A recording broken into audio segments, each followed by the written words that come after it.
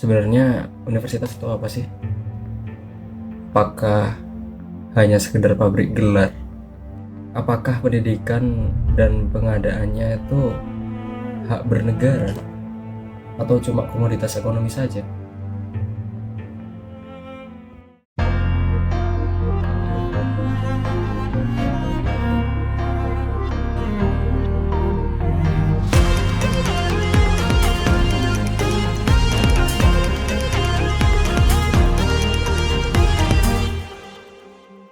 Kenalkan, aku Agatha Favian, seorang mahasiswa program studi pendidikan dokter, Fakultas Kedokteran dan Ilmu Kesehatan, Universitas Islam Negeri Maulana Malik Ibrahim Malang.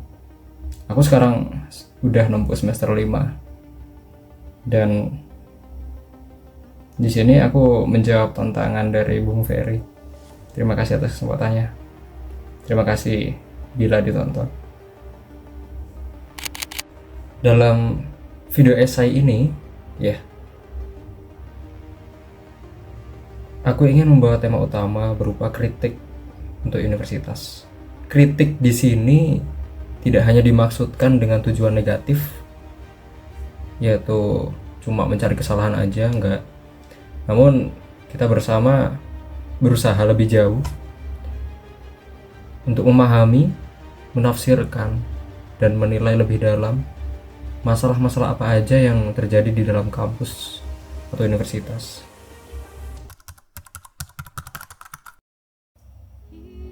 Dari pertanyaan pertama, mungkin kita bisa definisikan terlebih dahulu gitu.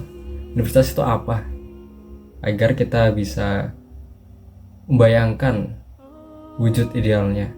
Kampus itu hadir gitu, sebagai mikrokosmos atau semesta kecil yang merepresentasikan serta menjadi poros perkembangan peradaban, dibentuk sesuai rupa jati diri bangsa itu. Contohnya dalam struktur kepemimpinan yang ada di kampus gitu ya. Itu pun cermin dari sistem kepemerintahan juga. Kita bisa lihat itu di organisasi mahasiswa seperti BEM, Senat. Namun setelah aku baca-baca ya, struktur fundamentalnya ada di mana, struktur esensialnya ada di mana.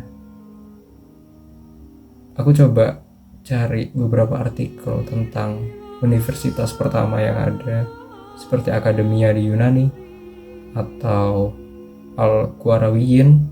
Dari bentuk dasar awalnya ada satu spirit, ada satu ruh yang gak pernah lepas dari universitas, yaitu liberal arts faculty. Apa itu liberal arts? Mungkin kita pahami cuma fakultas yang mengajarkan tentang seni rupa gitu. Enggak. Di sini kita ambil dari asumsi dasar liberalisme yang memandang manusia itu sejatinya sebagai makhluk individual. Kita ini individu-individu yang berbeda, yang memiliki hubungan kontrak dengan sesamanya, serta diasumsikan manusia ini mengandalkan common sense-nya atau akal sehatnya. Dalam universitas ya, sebagai ruang liberal tadi, mahasiswa itu seharusnya diajarkan bagaimana mempertanggungjawabkan keyakinannya.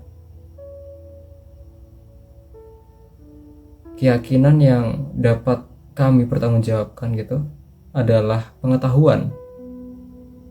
Dalam universitas, mahasiswa itu dipandang sebagai manusia yang memiliki hak-hak individu gitu.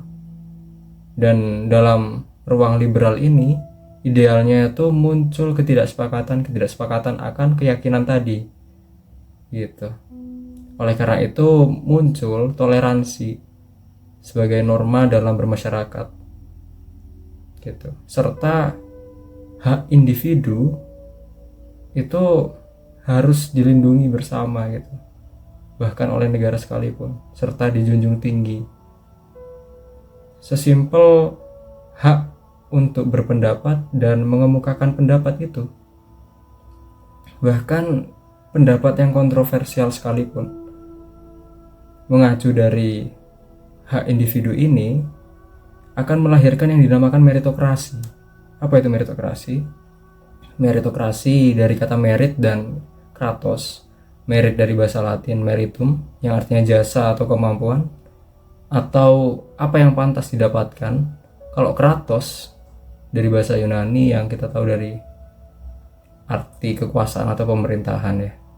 Jadi secara harfiah meritokrasi itu artinya pemerintahan oleh mereka yang kompeten atau pantas atau bahkan mampu, atau mereka yang mampu gitu. Meritokrasi ini menyediakan kesempatan yang sama, equal opportunity. Gimana itu? Meritokrasi di mana setiap warga negara memiliki hak untuk berkompetisi selama tidak mengganggu hak-hak orang lain. Contohnya paling simpel ketika kita ingin naik kelas di hierarki sosial politik, mungkin sosial ekonomi politik. Terlepas dari siapapun orang tua kamu, dalam sistem ini seharusnya gitu ya, idealnya individu yang memiliki kompetensi lebih besar dianggap lebih berhak mendapatkan kesempatan atau penghargaan. Namun ada ketidaksesuaian dengan realitas, itu ada kritik untuk meritokrasi. Meskipun meritokrasi memberikan kesempatan yang sama bagi semua orang, kenyataannya di realitas ini tiap orang punya orang tua yang berbeda-beda latar belakang, ekonomi, pendidikan, atau akses ke sumber daya alam. Bukan sumber daya alam, sumber daya aja sih. Itu dapat menciptakan ketidakadilan karena ketimpangan start awalnya gitu. Orang yang belajar di Jawa dibandingkan dengan orang yang belajar di pelosok Papua gitu, mereka memiliki privilege yang berbeda, nggak ada kesamarataan di sana gitu. Ketidakmerataan ekonomi, pendidikan itu juga menyebabkan ketidakmerataan peluang, sehingga meritokrasi tidak dapat berfungsi sebagaimana mestinya gitu. Terus gimana cara mencegahnya? Bisa dari pemerintah sebagai faktor kuncinya untuk menyediakan pendidikan yang berkualitas dan merata, mengurangi diskriminasi struktural, menciptakan kebijakan yang afirmatif kalau diperlukan gitu. Namun selain dari kemerataan yang harusnya diregulasi oleh pemerintah, kita juga punya masalah masalah di jati diri kita gitu, yaitu sebagai bangsa yang multikultural gitu. Dengan kultur yang berbeda-beda ini akan menghasilkan keyakinan-keyakinan atau nilai-nilai yang berbeda juga. Akibatnya bakal terlalu bingung mau dibawa kemana bangsa ini gitu ya. Universitas sebagai taman untuk liberalisme itu tumbuh. Diperlukan adanya suatu pagar narasi kalau suatu bangsa itu punya nasionalismenya gitu, untuk mengarahkan mau dibawa kemana bangsa kita ini gitu. Kalau susah ya, ini terlalu ngawang dari tadi, abstrak. Coba kita analogikan lebih gampang dengan yang aku pelajari di kedokteran, yaitu tubuh kita itu menghantarkan nutrisinya menggunakan darah kan ya, dari jantung dipompa, kemudian dialirkan ke seluruh tubuh gitu, melewati pembuluh darah gitu, untuk meratakan nutrisinya gitu, agar nutrisinya ini bisa tersebar merata ke seluruh tubuh gitu. Di sini ada analogi yang bagus selain dari kedokteran, itu dari fisika. Kita coba gabungkan keduanya, mungkin akan agak susah, tapi aku berusaha elaborasikan dengan baik. Di fisika itu ada namanya Reynolds number ya, suatu bilangan yang didapatkan dengan membagi gaya inersia suatu fluida dengan gaya viskositasnya. Inersia per viskositas itu dapat Reynolds number ya. Reynolds number ini itu menggambarkan ketika kita melihat suatu pipa yang di dalamnya itu mengalir suatu fluida, kita bisa tahu aliran yang ada di dalam ini itu teratur atau kacau gitu. Arusnya ini laminar atau turbulen gitu. Mekanika fluida ini juga diterapkan di kedokteran. Ketika kita belajar faal dasar, ketika darah mengalir melewati pembuluh darah, di dalam pembuluh darah gitu. Pipanya ini pembuluh darah. Ini darahnya ini fluida gitu. Ada plasmanya juga kan, jadi fluida. Ini dialirkan di dalam. Ketika gaya inersia yang terlalu tinggi, meskipun gaya inersia ini berfungsi untuk mengantarkan darah dari titik A, jantung, ke seluruh tubuh gitu, titik B dengan cepat. Namun ketika gaya ini berlebihan kekuatannya, itu bakal menyebabkan aliran yang turbulen gitu, aliran yang chaos gitu. Aliran yang chaos ini pada akhirnya akan mencederai pipanya gitu, bahkan bisa sampai pecah, meledak gitu. Contohnya di aneurisma gitu. Aneurisma itu ketika contoh di aorta gitu ya, karena gaya turbulen tadi lama kelamaan itu menyebabkan abnormalitas dari struktur pipanya, dan abnormalitas ini jika kita biarkan terus menerus itu mengakibatkan pipa ini itu rusak gitu, pecah. Akibatnya kayak balon terus pecah gitu, pipa yang fleksibel ini gitu. Para engineer gitu, anak teknik gitu mungkin beda ya ngelihat Reynolds number ini dengan anak kedokteran. Mereka menggunakan Reynolds number ini untuk mencari titik optimalnya, gimana kita bisa mengantarkan fluida ke tujuannya dengan teratur atau laminar gitu. Analogi yang kita pakai di sini itu ketika gaya inersia ini kita samakan liberalisme tadi gitu ya. Ini gaya inersia buat ngarahkan. Namun di Indonesia ini multikultural dan ini terlalu tinggi. Kita perlu bungkus dengan pipa agar alirannya teratur ke seluruh tubuh gitu.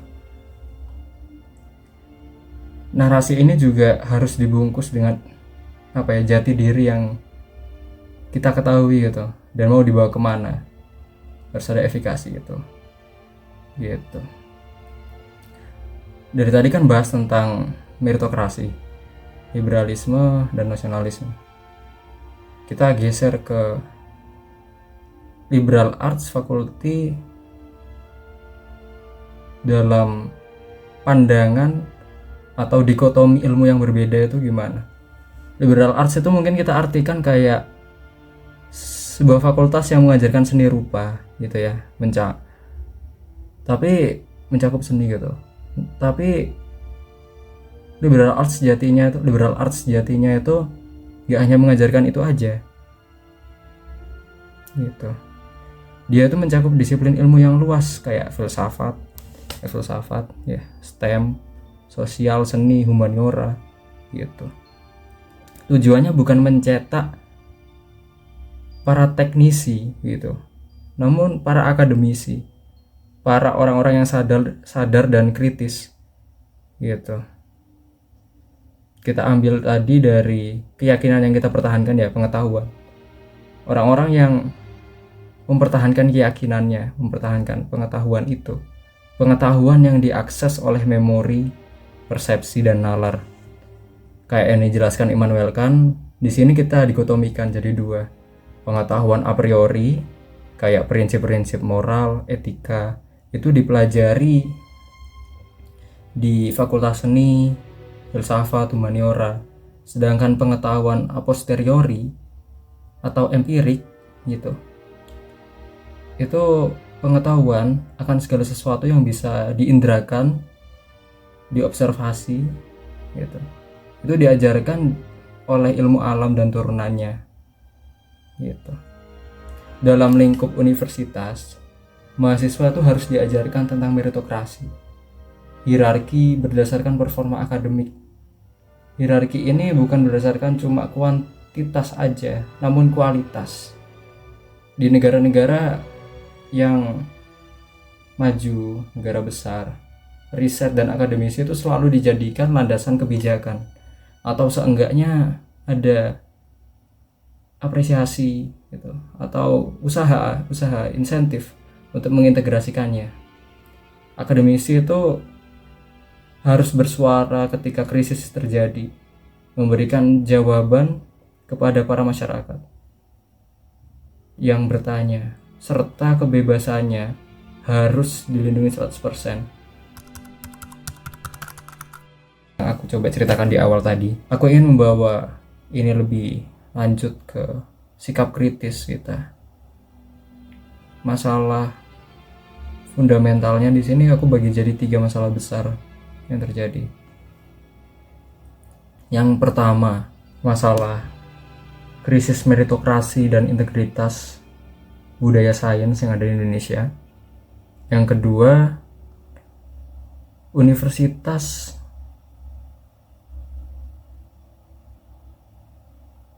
yang jadi pabrik gelar, komersialisasi pendidikan. Itu masalah kedua. Yang ketiga, yaitu ketergantungan kita gitu dengan kurikulum yang nggak mendorong pemikiran kritis, hanya drilling aja, ketergantungan pada model asing gitu.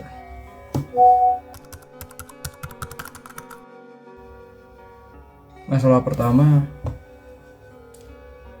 ini masalah yang penting, masalah internal yang penting. Universitas seakan jadi menara gading gitu, yang pondasinya hancur perlahan. Kita bisa rumuskan pertanyaan itu kayak, mengapa para ilmuwan itu nggak menapak untuk menyelesaikan masalah praktis yang ada di masyarakat gitu.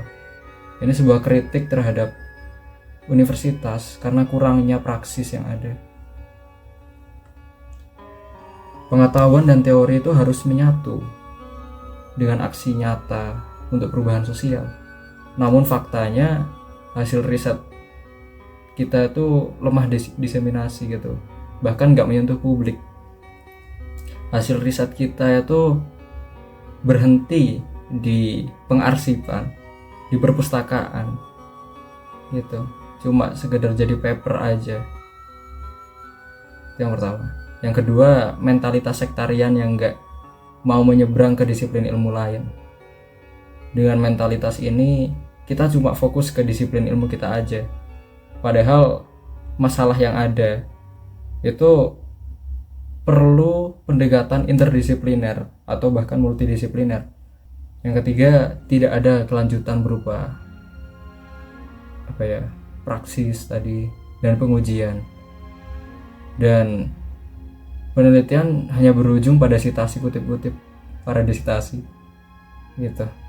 Di sini aku berpikir kalau ini tuh masalah krisis meritokrasinya serta integritas dari budaya sainsnya. Buktinya apa? Bisa dilihat dari RIRI, yaitu Research Integrity Risk Index, top 5 universitas bergengsi gitu. Itu masuk ke dalam watchlist atau yellow flag, mulai dari UI, UGM, ITB, ITS, bahkan ada yang terkategori red flag. Itu ada yang negeri juga, ada Gunadarma, ada USU, ada UNER, ada yang swasta juga, BINUS gitu. Riset tentang integritas indeks risikonya itu dihitung dari indikator berupa AR dan DR. AR ini dihitung dari jumlah artikel yang ditarik per 1000 publikasi. Penarikannya itu dengan alasan artikel ilmiah biasanya kena pelanggaran serius, pelanggaran akan etika, metodologi, atau kepenulisannya. Dan juga DR, indikator DR ini itu presentase publikasi suatu univ yang muncul di jurnal predator atau jurnal yang baru-baru ini tuh dihapus dari Scopus atau Web of Science karena gagal memenuhi standar kualitas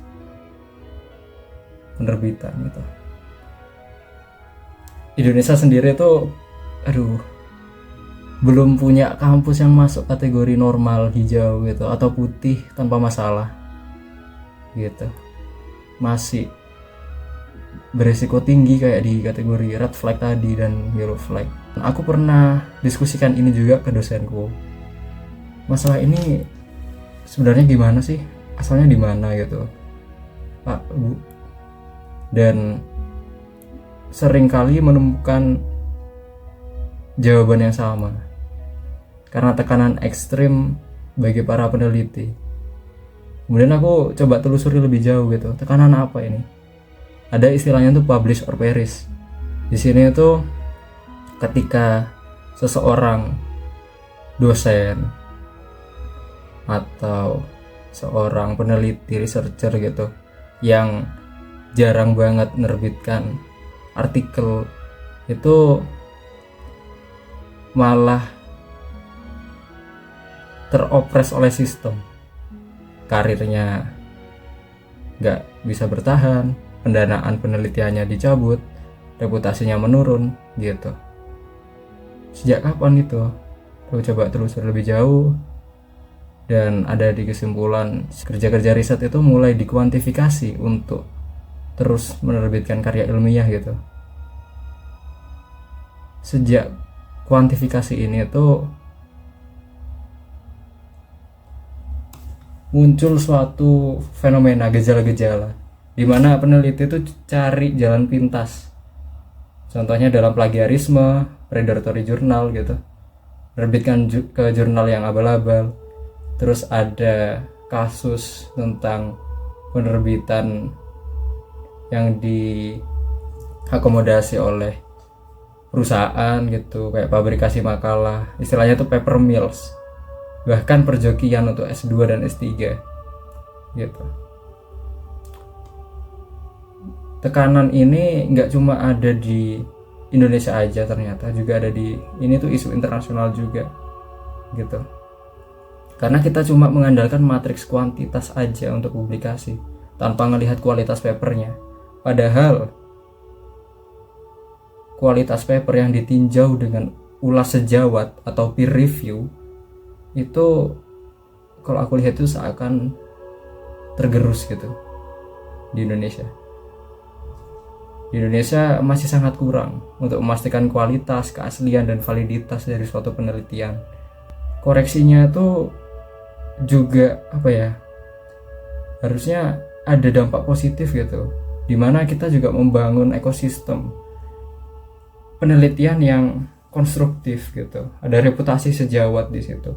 Kalau kita itu tahu, oh sejawat ini meneliti tentang biologi molekuler nih, bidang ini gitu, subjek ini gitu, dan kita tahu gitu usahanya, effortnya, bukan cuma ajang publikasi dengan kuantitas publikasi terbanyak gitu. Bisa dilihat juga ya dari berbagai kasus kelulusan pejabat-pejabat negara yang diragukan kompetensinya. Dari fenomena ini mencerminkan rusaknya ekosistem riset dan akademis di Indonesia. Karena ini tuh mencurangi integritas ilmiah dan budaya sains. Seperti terjadi reduksi dunia riset dan akademis karena mentalitas birokrasi yang cuma mengacu pada angka-angka saja. Memang kuantifikasi itu perlu, namun sebelum itu digunakan gitu, kita juga perlu untuk membuat budaya sains yang disiplin serta berintegritas terlebih dahulu dalam riset gitu. Masalah ini nggak hanya berhenti di riset aja, tapi bahkan di sistem pendidikannya kampus, KPI, Key of Performance indikatornya kampus itu cuma berhenti dalam birokrasi yang mengacu pada angka aja, tanpa memikirkan mahasiswanya tuh kompetensinya sampai mana dan gimana kualitasnya. Di sini kita bisa telusuri gitu, mungkinkah budaya sains yang gimana sih yang tergerus dari kita gitu. Sains kita tuh jadi dogma tanpa kritik, padahal sains itu memiliki budaya yang melekat di dalamnya untuk dikoreksi terus menerus. Contoh seperti ini, sains itu bukan hanya sebagai hulu ya daripada produk industri dan inovasi R&D, tapi dia tuh suatu budaya, cara berpikir, karena sains itu yang mengajarkan kita kalau kita tuh nggak boleh percaya kepada sesuatu tanpa bukti. Bukti ini hanya bisa didapatkan dengan eksperimentasi, dan suatu fakta itu tidak absolut, karena kalau kemudian bahwa kita bisa membuktikan itu salah, kita falsifikasi, kita harus bisa menerima itu budaya yang melekat pada sains. Realita yang ada kemunduran ruang berpikir kritis di sini gitu. Seperti apa ya, ada pembungkaman gitu. Padahal kalau mahasiswa itu dibungkam, mereka itu akan kehilangan skill set yang penting bagi bangsa, yaitu berpikir kritis. Mereka nggak lagi bisa memiliki pengalaman untuk mengkritisi suatu kebijakan policy, dalam mengkritisi dinamika kondisi bangsa juga gitu. Memang harus ada evaluasi itu bagi para mahasiswa sendiri juga ketika mengekspresikan ketidaksukaannya, kritiknya. Gak perlu terlalu destruktif, bukan jadi pilihan. Destruktif itu bukan selalu jadi pilihan yang ada, karena itu menurutku mungkin jadi jalan terakhir gitu. Aku ngelihat organisasi mahasiswa masih ngadopsi cara-cara tradisional untuk menyampaikan kritiknya, padahal pendekatan yang lebih humanis itu ada, pendekatan yang lebih dewasa itu ada. Ini bisa jadi implikasi, gejala kayak kenapa kebijakan pemerintah itu latah. Demokrasi itu, kata Winston Churchill, sistem pemerintahan terburuk. Namun masih lebih baik dari sistem pemerintahan yang pernah ada dan akan dicoba, kata Perdana Menteri Inggris. Demokrasi memang jadi asuransi ya untuk meredam rezim otoriter serta penindasan kaum elit yang berkuasa. Demokrasi nggak sempurna gitu. Dia itu lahir dari perjalanan panjang manusia, bukan sistem yang datang dari langit. Ada kekurangan yang banyak dalam demokrasi ini. Salah satunya, demokrasi hanya seefektif atau sebaik sistem pendidikan yang melandasinya atau menyokongnya. Dan universitas adalah tempat demokrasi itu dirawat dan disempurnakan dalam kebun liberal arts gitu. Masalah kedua yaitu komersialisasi pendidikan gitu. Dari pertanyaan di awal yang aku ajukan, apakah bagaimana negara kita memandang pendidikan itu sebagai hak bernegara kah atau hanya komoditas ekonomi? Hak bernegara ini diatur oleh pasal 31 UUD 1945 kalau nggak salah. Kita coba ambil ke contoh realitanya di kebijakan presiden atau Kementerian Kesehatan sekarang yang ingin membuka sebanyak-banyaknya fakultas kedokteran atau bahkan pendidikan spesialis untuk kedokteran gitu ya, dokter. Kita tahu itu niatnya memang baik gitu, untuk mengatasi kuota dokter gitu di Indonesia yang minim. Namun ketika itu tidak dijalankan dengan baik gitu, dokter yang dihasilkan itu minim kualitasnya, yang penting cuma kuantitasnya. Dan dan kampus-kampus itu melihat ini sebagai peluang bisnis aja gitu, ngebuka fakultas kedokteran karena cuan balik modalnya itu paling cepet gitu. UKT kedokteran ini paling mahal gitu. Di sini miris sih, karena yang dipentingkan cuma kuantitinya, lagi-lagi cuma seberapa banyak dokternya, bukan seberapa bagus dokternya, seberapa berkualitas dokternya.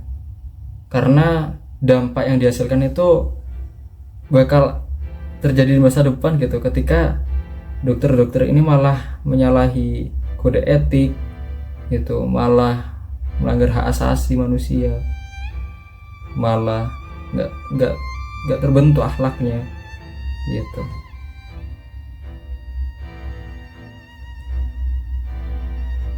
Dari bentuk idealnya sendiri, seakan universitas itu direduksi oleh nilai kapital, nilai ekonomi, uang gitu. Karena aku juga merasakan gitu di kampusku. Oh iya, di masalah ketiga ini, universitas itu seakan kehilangan arah gitu, mau kemana dan digunakan untuk apa kemajuannya gitu. Karena kita bahkan dalam kurikulum itu ketergantungan pada model asing, bahkan dalam teori sekalipun kita seakan memarginalkan pengetahuan-pengetahuan lokal, budaya lokal, local wisdom.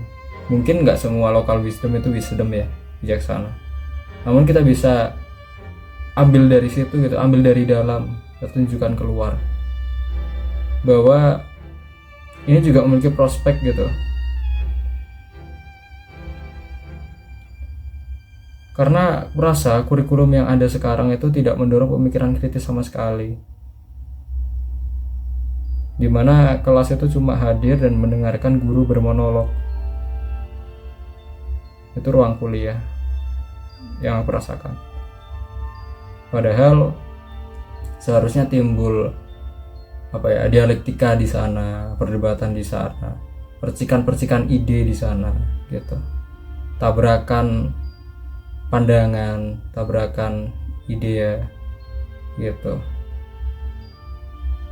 Mungkin di fakultas kedokteran aku dapat mata kuliah filsafat,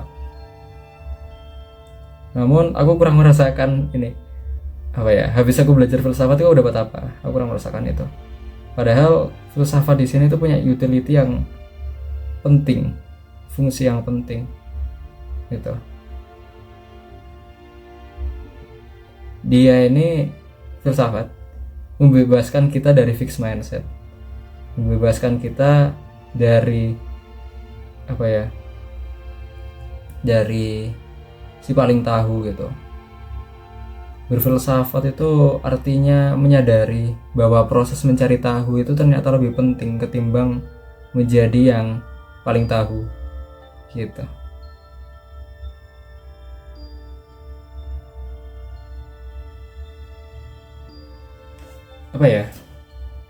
Kalau kita refleksikan lebih dalam, kita tuh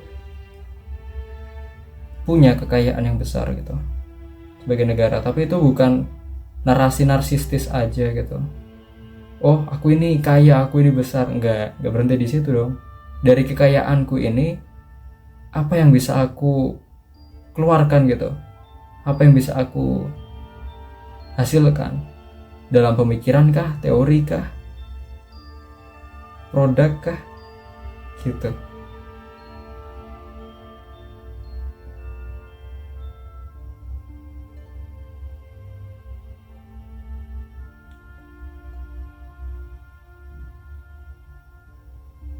menelisik jauh lebih dalam, melihat dari berbagai sudut pandang, itu perlu.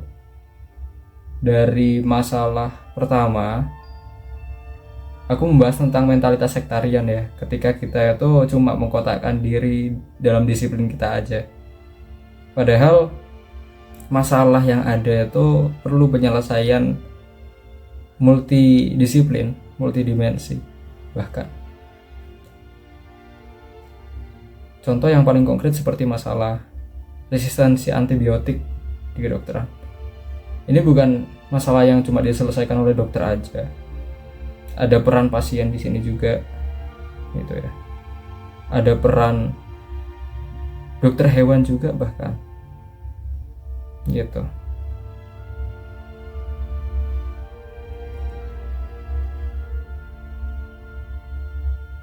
Bahkan kita juga bisa melibatkan gitu peran-peran yang dari disiplin yang mungkin jauh gitu, dan kalau dilihat itu nggak ada hubungannya padahal, seperti di sosiologinya, psikologinya gitu.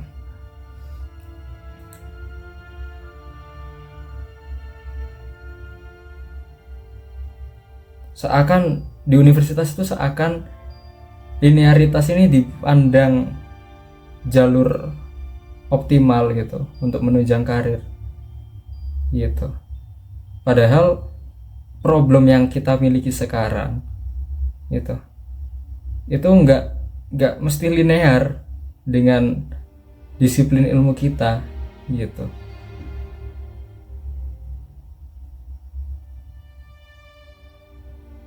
Kita kekurangan keinginan mungkin untuk berkolaborasi antar disiplin. Mungkin dari rasa self-centrisnya gitu, bahwa disiplinku ini paling baik gitu. Oh, anak FK itu paling tinggi, enggak. Jadi enggak mau gumpul sama anak sosum, enggak boleh gitu harusnya. Karena masalah yang kita hadapi itu, masalah yang kita hadapi di realitas itu memerlukan berbagai disiplin itu gitu. Ya, kita memang bisa belajar dari luar gitu, tetapi mereka yang dari luar juga bisa belajar dari kita. Rakyat yang kuat adalah rakyat yang berpikir. Anda semua penonton memiliki hak untuk berpikir. Stop didikte oleh siapapun. Latih pola pikirmu sendiri. Sapere aude.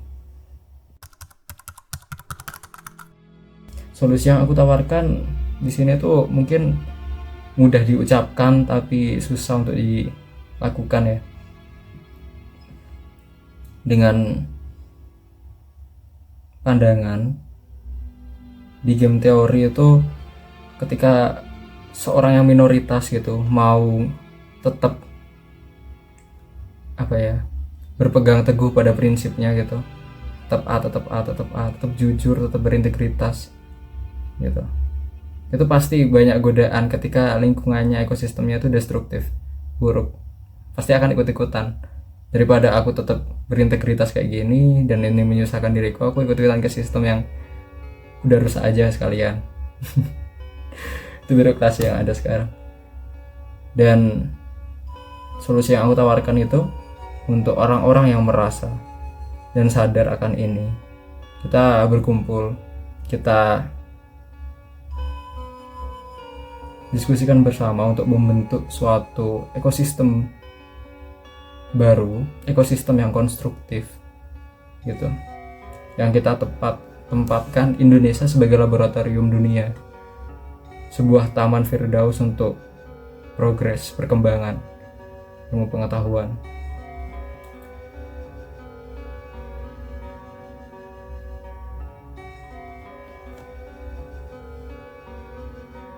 Organisasi ini mungkin kita bisa katakan NGO gitu ya, non governmental organization, yang mengkritik policy, kebijakan pemerintah mungkin bisa, atau bahkan mengkritik universitas juga bisa.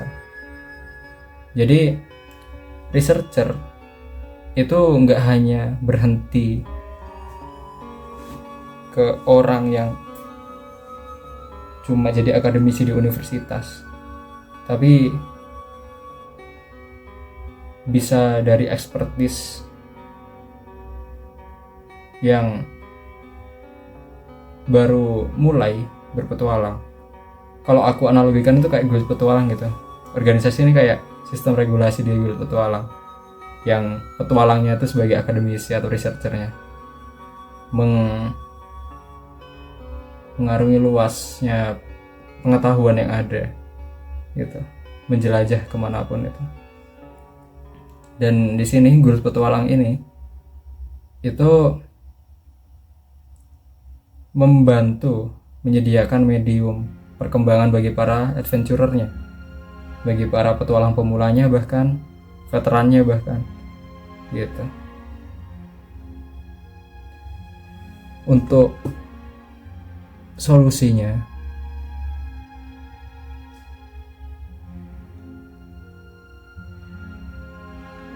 itu harus terbentuk dahulu suatu ekosistem yang menunjang, menghidupi para researcher ini gitu. Dari birokrasi yang jelimet gitu di universitas-universitas, dimana guild petualang ini juga tidak mengekang. Ketika kamu mau loncat ke disiplin ilmu tertentu untuk menyelesaikan suatu masalah, boleh kita tabrakkan ide-idenya di situ. Anak kedokteran mau kolaborasi dengan anak humaniora nih gitu, anak sosiologi, itu bisa, boleh. Anak teknik mau kolaborasi dengan anak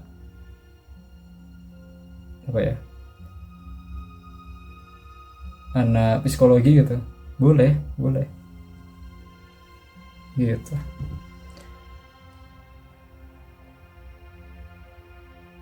Karena ketika universitas tidak lagi dapat melaksanakan fungsinya gitu sebagai medan tabrakan ide-ide revolusioner, maka alternatif itu dengan sendirinya akan terbentuk gitu.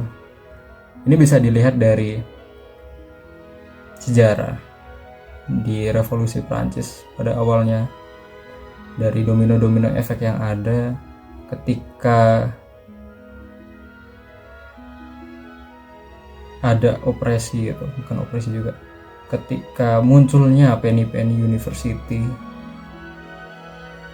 yang ada di warkop atau di ruang publik yang ada di Eropa Barat, disebabkan oleh terbuangnya kaum marginal non bangsawan dari dunia akademis gitu, non aristokrat. Pada akhirnya tercipta sebuah event pertemuan namanya Les Salon yang melibatkan seniman, ilmuwan, cendekiawan publik gitu. Dari sini tumbuh bibit-bibit intelektual untuk revolusi Prancis gitu. Ini tuh sebuah reaksi antibodi sistem imun terhadap penyakit kedunguan gitu, dengan membuat ekosistem yang bersih untuk menjaga sustainabilitas, integritas riset agar bertahan di game teori ini, sehingga mampu dan cukup mampu untuk mereformasi sistem yang rusak di dunia akademis. Dengan NGO ini juga bagus gitu untuk mengcover bonus demografi yang tidak masuk ke kuota kerja gitu, ke angkatan kerja tertentu. Harapannya kita tetap bisa regulasi bahwa mereka itu lulusan dan mereka juga punya kompetensi gitu.